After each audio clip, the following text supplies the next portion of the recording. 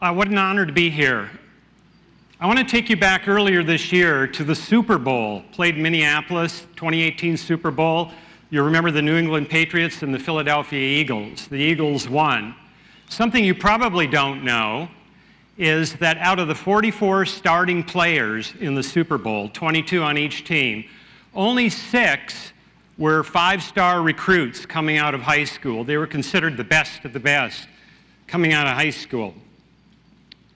Now let's look at the quarterbacks. Tom Brady, perhaps the greatest professional quarterback of all time. What was his ranking coming out of high school? He was not a 5-star recruit. He was not a 4-star recruit. He was not a 3. He was not a 2. He was not a 1. He was an NR, which stands for no ranking. Tom Brady. You look at the winning quarterback, Nick Foles. He was a 3-star recruit coming out of high school. A very good, but not exceptional quarterback in the state of Texas. But of course, all of you know that the Eagles got to the Super Bowl because of Carson Wentz. And Carson Wentz was not a 5, not a 4, not a 3, not a 2, not a 1. Like Tom Brady, he had no ranking at all. No surprise here, Carson Wentz was 6 feet tall and 155 pounds as a senior at Century High School in Bismarck. Now, Carson Wentz is a classic late bloomer. But I want to ask you, how many Carson Wentz equivalents are there in science, engineering, teaching, public service? Think of any field that you can that go undiscovered. We never know who they are. You see, professional football has this great discovery process. There is not a chance, really, that there's a great player out there who's not playing in the NFL that should be playing in the NFL. It's not going to happen with this well-tuned discovery process. You have high school coaches, college recruiters, college coaches, you have analysts, you have journalists, you have fans that are blogging all the time. If you're good, you will eventually be discovered. But there's no discovery process for the Carson Wentzes in all of these different fields. In fact, we've done the opposite as a society. Rather than opening up the discovery process for all this talent, we have created this funnel. And the funnel looks like this. We put in American children at the head of the funnel, and we test them, test them. We relentlessly measure them today. And then finally at age 16, they sit down for 3 hours and they take something called the SAT or the ACT. And in this knowledge-driven economy, that counts for a lot. Because not only do you have to go to college to get most of the good jobs, you have to go to, quote-unquote, the right college. And going to the right college means that you had to have the right SAT or ACT scores, and you had to have the right college apps and all of that. Now, this is insane, the way we do this. A neuroscientist at NYU named Elkanan Goldberg says the prefrontal cortex of the brain matures fully, not in the mid-20s as we once thought, but in the early 30s to mid-30s. So we're testing kids at the midpoint of their full mature brain development. And we're saying, you're in the 90th percentile, you're in the 80th, you're in the 70th, and so on. Imagine if an NFL recruiter had showed up at Century High School on the first day of practice in August when Carson Wentz was a sophomore. What would he have seen? He would have seen a kid who's 5'9", 120 pounds. What do you think that 3-hour evaluation would have produced for Carson Wentz? You know? You're not NFL worthy, is what it would have produced.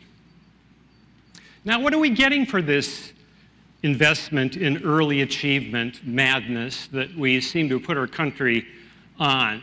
The results aren't good. The ROI, if you're a business person, your return on investment really is pretty crappy. In this century, teenage and young adult depression is gone through the roof. Anxiety has gone through the roof. Very tragically, suicide has almost doubled for that age group in this century. Many of you might have read a book by Carol Dweck called Mindset, came out in 2006. If you work at Microsoft, you know that their CEO, Satya Nadella, recommends it to all Microsoft people. And I interviewed her for my forthcoming book. I said, what has changed since Mindset came out in 2006?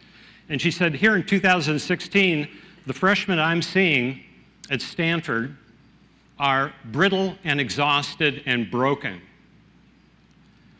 These are the people who got into a pretty good school, and they're brittle, exhausted, and broken. The winners are brittle, exhausted, and broken. Or how about this? This is really damning. 92% of all the ADHD diagnoses and drug prescriptions are given to American children. 4% of the population. It's insane. We've turned into a clinical disease normal childhood. We need to get off this insane freight train. We need a late bloomer revolution is what we need. What does a late bloomer look like? One of my favorite late bloomers, you'll recognize her name as this story unfolds, grew up in a town like a lot of late bloomers do, a small town, like many of you. 2200, New Mexico. She actually grew up on a ranch and went to the high school there. She had kind of, above average grades, but nothing spectacular. Test scores, I don't even know. She went to a college, one of those colleges that was ranked in the bottom half of its grouping by U.S. News and World Report. Then she went to grad school back in New Mexico, and the grad school was so obscure that it was unranked by U.S. News and World Report. So at age, in her early 20s, her prospects weren't all that great, but the Navy took her, and in the Navy she learned to be a pilot, and she turned out to be a pretty good pilot. She began to bloom in her 30s. The Gulf War broke out in 1990. Women weren't allowed to fly combat, but she was so good she taught the male combat pilots. Then she went into commercial airline flying and became a pilot in Southwest Airlines. And you may recognize her name, Tammy Jo Schultz. In April, a Southwest airline engine exploded, an hour outside of Philadelphia. The shrapnel went through a window, a woman was killed, instant depressurization. She took the plane from 31,000 feet to 10,000 feet in 6 minutes, and then landed the plane. I don't know what her SAT or ACT scores were, but she sure as hell passed the big test at age 56. Now, I think there are 3 reasons why we will have a late bloomer revolution, why we need a late bloomer revolution if we don't have one. We got to start one.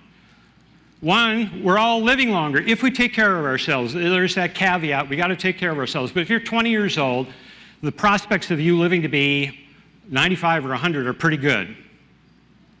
Number 2, technology, thanks to Microsoft, Amazon, Google, many others, the underlying pace of evolution is speeding up.